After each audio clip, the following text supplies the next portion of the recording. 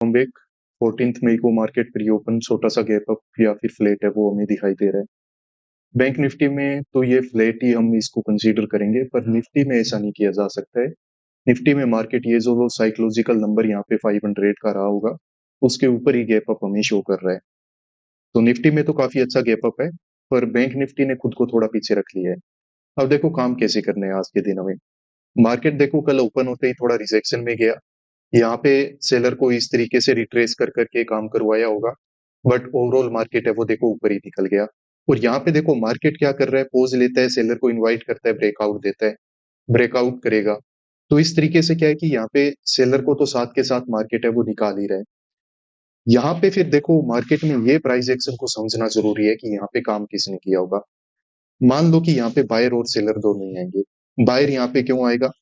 क्योंकि मार्केट देखो परफेक्टली क्या कर रहा है, इस तरीके से पॉजिटिव प्राइस एक्शन बना के ऊपर की तरफ निकल रहा है, तो बाय रेड हो जाएगा। सेलर क्यों आएगा? मान लो कि उम्मीद के मारे कि मार्केट हो सकता है आज फिर से नीचे गिर जाए।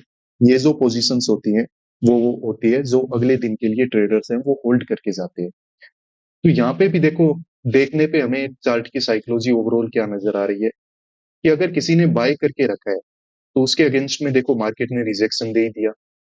तो रिजेक्शन देने से जो वीकेंड होते हैं वो तो यहाँ पे निकल गए। जो सेलर था वो अपने पोजीशंस वगैरह यहाँ पे होल्ड करके चला गया होगा। तो इस सेलर को टारगेट हम तभी बना पाएंगे जब मार्केट इससे ऊपर चलना स्टार्ट करेगा। जब इसको लॉस नजर आएगा, मार्केट इसका प्रॉफिट कम करेगा, तभी तो अपने पोजीशंस को ये एग्जिट करना स्टार्ट करेगा। तो उसके लिए जरूरी क्या है कि मार्केट कम से कम इस रेजिस्टेंस के ऊपर काम करना स्टार्ट कर दे। तो मार्केट अगर डायरेक्टली ओपन यहाँ पे हो जाता तो हमें पता है कि बायर को निकाल चुका है और सेलर यहाँ पे बैठा हुआ है, तो मार्केट डायरेक्टली ऊपर बढ़ जाएगा।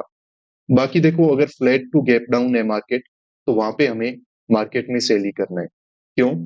क्योंकि देखो मार्केट ऊपर गया, बार बार देखो सेलर को यहाँ पे निकाल ही चुका है।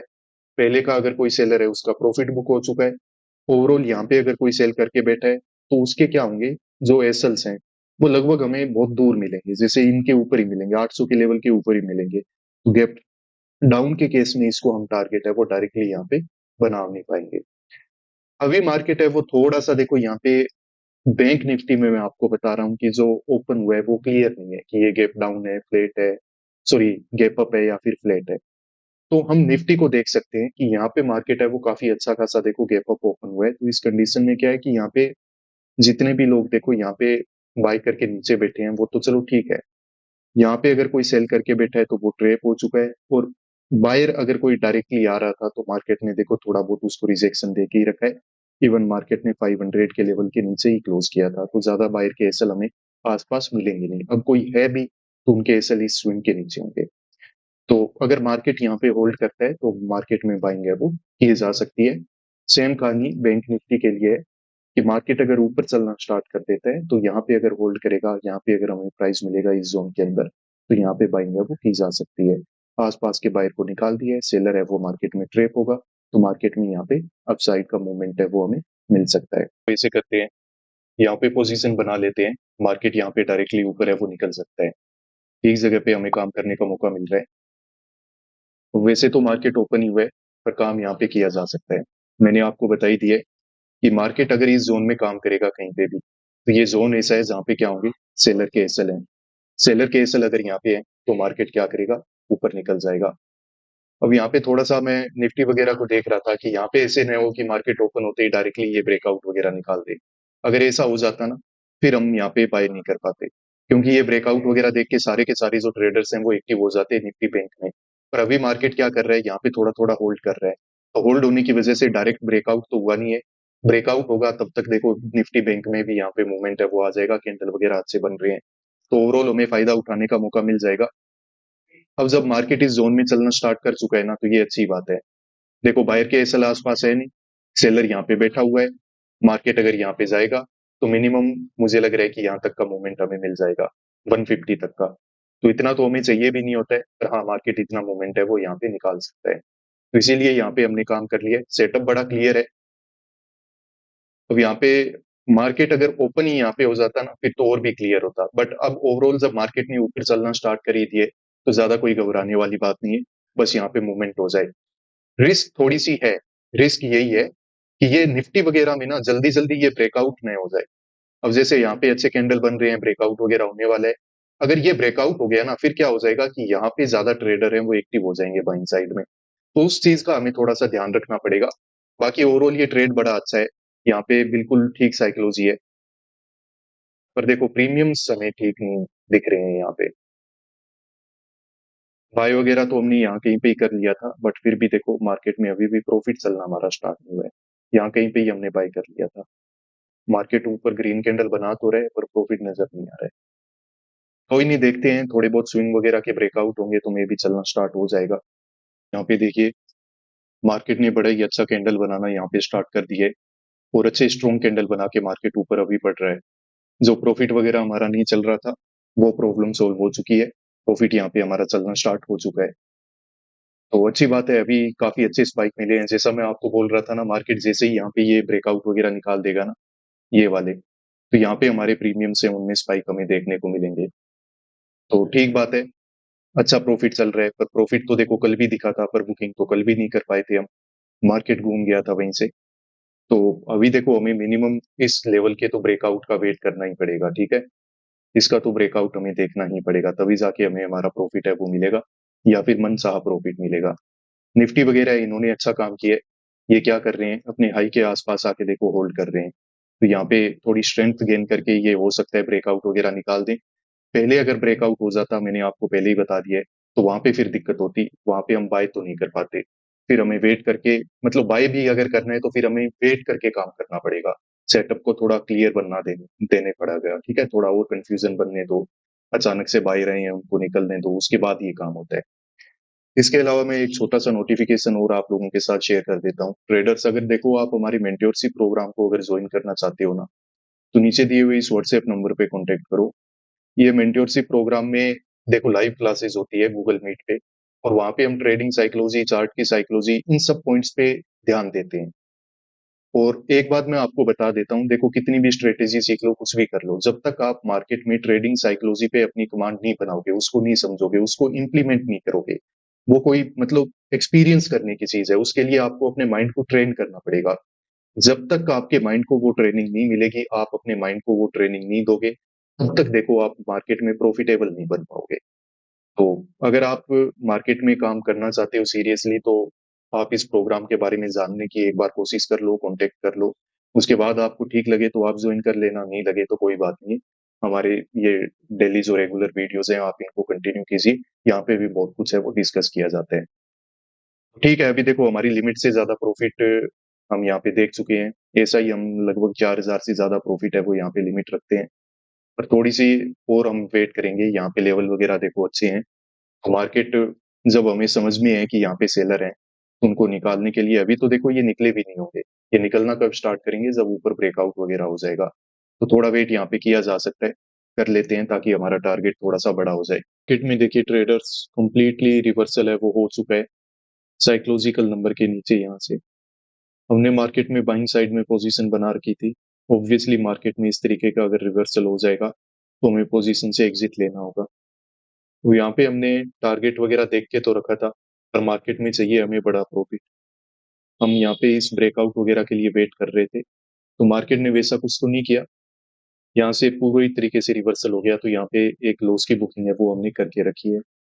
बट ओवरऑल पहले चलो ज़ेरोधा पे हम चलते हैं। यहाँ पे हमने अपनी लिमिट के हिसाब से कॉल के ट्रेड को मैनेज किया, पर जब सिचुएशन हमें समझ में आई, थोड़ा मार्केट में एक अच्छा सेटअप बना, तो हमने एक ट्रेड है वो पुट साइड में भी बनाया और वहाँ पे हमें एक बड़े टारगेट को बुक करने का मौका मिला। मतलब लगभग हमने 170 टू 180 पॉइंट्स हैं वो यहाँ पे कैप्चर है वो मार्केट में करके रखे हुए हैं। अब ये ट्रेड कहाँ पे था, इसका क्या लॉजिक था देख लेते हैं। देखो सिंपल सी बात है, मार्केट यहाँ पे अचानक से नीचे आ गया, कंटिन्यूअसली नीचे आया है और यहाँ पे आके मार्केट क्या कर रहा है, psychological number plus closing price पे यहाँ पे क्या कर रहा है, सपोर्ट ले रहा है। काफी देर तक जब मार्केट ने टाइम पास यहाँ पे किया, तो यहाँ कहीं पे हमने एग्जीक्यूशन है वो पुट साइड में पोजीशन का किया हुआ था। थोड़ा बहुत मार्केट ने वो टाइम पास किया और यहाँ पे एक जबरदस्त हमें ब्रेकडाउन है वो देखने को मिला। देखो ये जो आज का हमारा ट्रेड था, इसके लिए मैं काफी श्योर था कि मार्केट ऐसे काम कर देगा, पर कहीं ना कहीं पे मुझे लग रहा है कि एक पॉइंट हमने मिस किया, जैसा मैंने वीडियो के स्टार्टिंग में भी आपको बताया था कि यहाँ पे ज़्यादा सेलर काम नहीं करेंगे, यहाँ पे ज़्यादा एक्टिव कौन होगा? बायर ही होने वाला है। तो मार्केट में यहाँ पे बायर एक्टिव हो गया, उसको मार्केट ने निकाल दिया। अब वापस मार्केट क्या कर रहा है? गैप अप ओपन होके नए बायर को यहाँ पे ऐड करेगा, थोड़ी साइकोलॉजी चेंज करेगा और फिर ओवरऑल यहाँ पे क्या हो जाएगा? नीचे की तरफ चला जाएगा। यहाँ पे बैंक निफ्टी में, वैसे तो निफ्टी 50 में जो गैप अप है वो काफ़ी अच्छा था। अब एकदम एग्ज़ैक्टली तो हमें नहीं पता चलेगा कि अब मार्केट ने ऐसा क्यों ही किया। यूजुअली देखो यही सेटअप होता है कि मार्केट अगर इस तरीके से गैप अप वगैरह होता है तो वो कंटिन्यूअसली उसको निकाल देता है। पर आज के दिन वैसा नहीं हुआ। पर हाँ, यहाँ पे रिजेक्शन वगैरह आया तो हम मार्केट में समझे कि हाँ ठीक है, यहाँ पे साइकोलॉजी को समझ के हम काम है वो कर सकते हैं कि मार्केट में बाइंग है वो की जा सकती है। क्योंकि देखो यहाँ पे सेलर है, सेलर अगर होगा या फिर मार्केट डायरेक्ट गैप अप अगर ओपन हुआ है, उस वजह से यहाँ पे क्या होगा कि आस-पास कोई भी बायर का एसएल तो है नहीं, थोड़े बहुत सेलर ही होंगे, सेलर है तो मार्केट ब्रेकआउट निकाल सकता है। पर ऐसा नहीं हुआ, मार्केट ने 500 के लेवल के ऊपर-ऊपर कुछ यहाँ पे बायर को ऐड किया और फिर यहाँ पे हमें रिजेक्शन वगैरह है वो दिखाई दे रहा है। एक और आपको मैं सेटअप बता देता हूँ, देखो अभी मार्केट में अच्छा मूवमेंट हो रहा है। निफ्टी बैंक ने देखो यहाँ पे खुद को होल्ड किया इस तरीके से और फिर यहाँ पे क्या किया? ब्रेकडाउन निकाला है। तो निफ्टी बैंक में देखो एक स्ट्रॉन्ग ब्रेकडाउन है वो यहाँ पे हो चुका है। अब देखो दूसरी चीज़ क्या है? निफ्टी 50 पे आओ। इसके अंदर जो क्लोजिंग प्राइस का ब्रेकडाउन है वो नहीं हो पाया। वजह क्या है? क्योंकि देखो बहुत टाइम पहले ही ऑलरेडी जब निफ्टी बैंक में ब्रेकडाउन हो चुका है ना क्लोजिंग प्राइस का, तो वहां पे अब ट्रेडर्स की साइकोलॉजी नहीं बन पाती है कि वो मार्केट में सेल कर पाए। वो आके सेलिंग कहाँ पे स्टार्ट करेंगे? यहाँ पे इस पॉइंट पे। इधर वो सेलिंग करेंगे, मार्केट में एसएल अवेलेबल होंगे, मार्केट यहाँ पे क्या करेगा? ऊपर निकल जाएगा इस तरीके से। तो जो भी यहाँ पे सेल कर रहे थे ना, मार्केट में अब उनके क्या हो रहे हैं? एसएल हंट हो रहे हैं, मार्केट इस तरीके से ऊपर निकल रहा है। तो ये छोटी-छोटी चीज़ें हैं, इनको आप ध्यान रख सकते हो।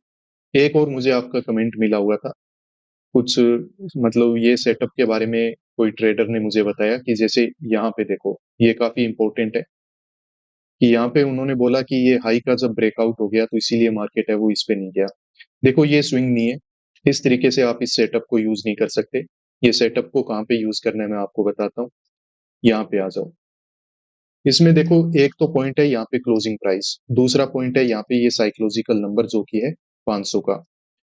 तो इस पे ये आप अप्लाई कर सकते हो कि जब एक लेवल का या फिर एक पॉइंट का जब मार्केट ने ब्रेक डाउन कर दिया है, तो आगे वाले पॉइंट का मार्केट को ब्रेक डाउन करने की ज़रूरत नहीं होती है क्योंकि यूजुअली यहीं से जो एसएल हैं वो निकल जाते हैं।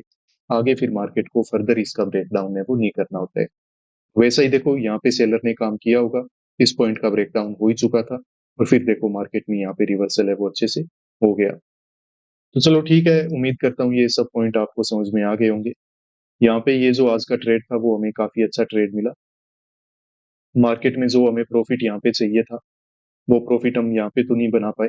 पर हाँ, मार्केट में यहाँ पे एक बहुत ही अच्छा और बड़ा टारगेट है वो हमें बुक करने का मौका मिला और जैसी हमारी नीड थी, वैसा प्रॉफिट भी हमको मिल गया। चलिए ठीक है, उम्मीद करता हूँ आप अपने डिसिप्लिन और रूल को फ़ॉलो करके आराम से काम कर रहे होंगे। बाकी अगर मेंटरशिप प्रोग्राम को जॉइन करना चाहो तो ये नंबर पे कॉन्टैक्ट करो। मिलते हैं नेक्स्ट वीडियोज़ में।